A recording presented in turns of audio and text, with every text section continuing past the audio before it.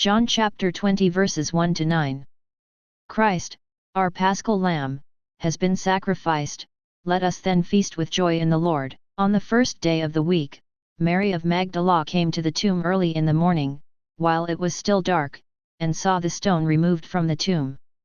So she ran and went to Simon Peter, and to the other disciple whom Jesus loved, and told them, "They have taken the Lord from the tomb, and we don't know where they put him."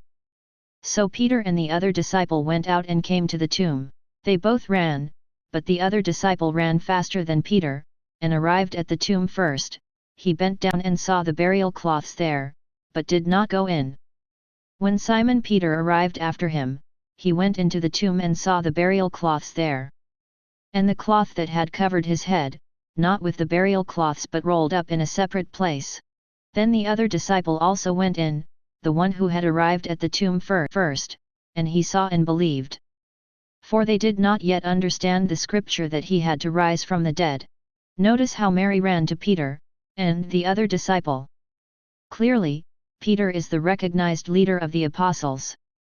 When John arrived at the tomb he didn't go in, but why?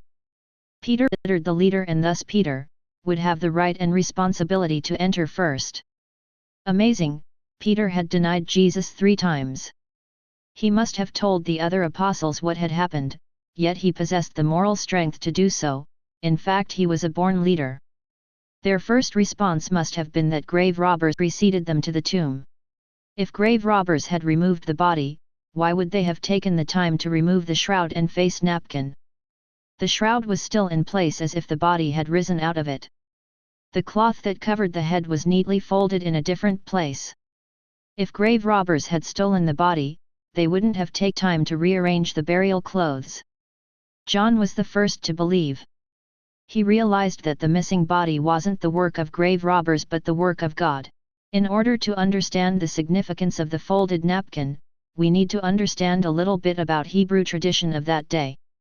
The folded napkin was a form of communication between master and servant. When the servant set the dinner table, he made sure that everything was exactly the way the master wanted it. When the table was set, the servant would wait, just out of sight, until the master had finished eating. But how would the servant know the master was finished or just stepped away from the table for a moment? If the master was finished eating, he would stand, wipe his fingers, his mouth, and clean his beard, and then would wad up that napkin and toss it onto the table. The servant would then know that it was time to clear the table. The wadded napkin meant, "I'm done."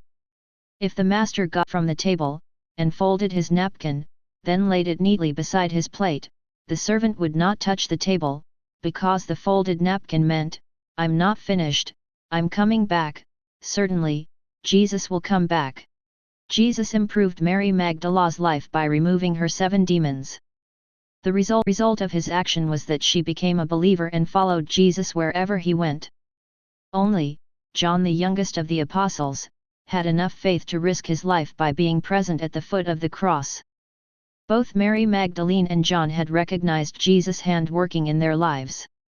Naturally, they returned to Jesus, the love he had given them. Mary was puzzled about what had happened at the tomb, but Jesus' love had given John the understanding of, and the ability to apply, Old Testament readings to the present situation, and recognize their fulfillment. Revelation 22:12, "Behold, I am coming soon, I bring with me the recompense, the reward, I will give to each according to his deeds." Are you ready for the Lord's return?